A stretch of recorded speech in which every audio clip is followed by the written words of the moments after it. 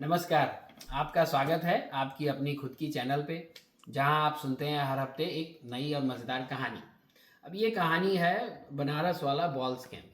अब जब मैं बचपन में, ये मेरे बचपन की कहानी है, मैं बनारस में रहता था। बचपन में छोटा था, गलियों और घाटों की नगरी।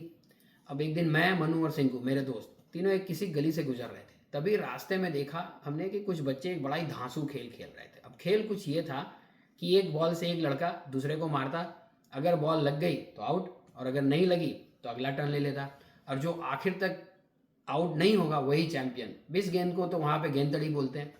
अब हम तीनों के दिल में एकदम से जोश आ गया। हमने पूछा उनसे, भैया हम लोग भी खेल लें क्या? अब बच्चे बोले, खेल लो, पर एक रूल है। हम बोले, बोलो। अब रूल ये था कि खेलने की जगह छोटी थी, तो आपको बॉल उल्टे हाथ से फेंकनी पड़ेगी ताकि किसी को जोर से ना लगे। हमने कहा, भाई अब हम नहीं खेलेंगे, आज मूड नहीं है हमारा। अब लेकिन मनु बोला वो खेलेगा। अब मनु मैदान में उतर गया और शुरू के 2-3 बॉल उसने ऐसे फेंके कि जैसे कोई नौ सीखिया हो और पहली बार गेंद पकड़ी हो। लेकिन चौथे बॉल से तो भाई साहब उसने वो बवाल काटा कि मतलब बॉल इधर दर्द उधर, पूरा दम लगाकर बॉल फेंकने लगा।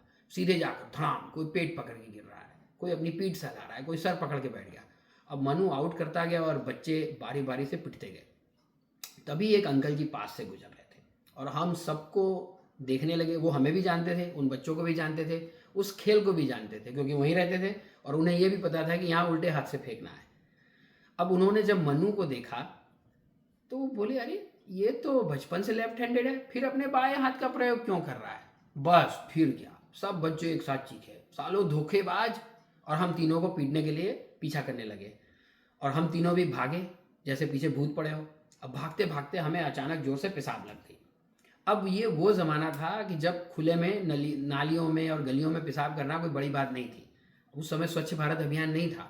अगर होता तो हमारे पिछवाड़े पे झाड़ू से अच्छी पिटाई हो चुकी होती।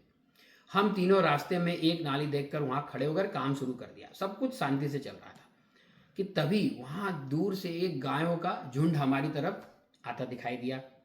मैं तो समय से पहले ही निपट गया था। जिप चढ़ाई और सराती दिमाग चल पड़ा। मैंने सोचा क्यों ना इन पशुओं को थोड़ा सा भ्रमित किया जाए। तो मैंने हवा में अजीब अजीब आवाज़ें निकाली और अजीब से इशारे किए, जैसे हुर्र, हिड। और बस फिर क्या, पूरा वो जो गायों का झुंड था मेरी तरफ नहीं, सिंकू और मनु की तरफ मुड़ गया। सिंकू और मनु वैसे ही अध पेशाबे हालत में काम कर रहे थे। अब नाली से कूदते हुए दौड़ रहे हैं। अब सोचिए कैसा लग रहा होगा वो नज़ारा। और चिल्ला रहे थे कि अब एक कमीने क्या किया तूने, ये कहते हुए मेरे पे गालियों की बारिश शुरू कर दी। वो गालियाँ मैं नहीं सुना सकता इस चैनल। सौभाग्य से रास्ते में वो मवेशी दूसरी गली में मुड़ गए। सिंकू और मनु को दौड़ते दौड़ते काम करने का मौका मिल गया और उन्होंने भी अपनी जिप चढ़ा ली। अब हम घर पहुंचे मनु के। अब वहाँ पहुंचे तो क्या देखते हैं कि पिटे हुए बच्चे और उनके माँ बाप भी वहीं थे और मनु के पापा को कह रहे थे, आपके बेटे ने हमारे बच्चों को धोखे से पिटा है। उसके बाद तो हमारी थोड़ी सी पिटाई विटाई हुई। उसके बाद ये प्रकरण खत्म हुआ। ये वो समय था कि मतलब कोई भी हाथ साफ कर लेता था किसी के भी बच्चों पर। लेकिन फिर क्या, उसके बाद नया प्रकरण अगले दिन से शुरू। अब उसकी बात हम आगे की वीडियो में करेंगे।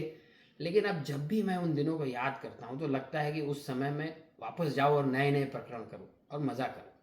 तो ये आज की कहानी थी।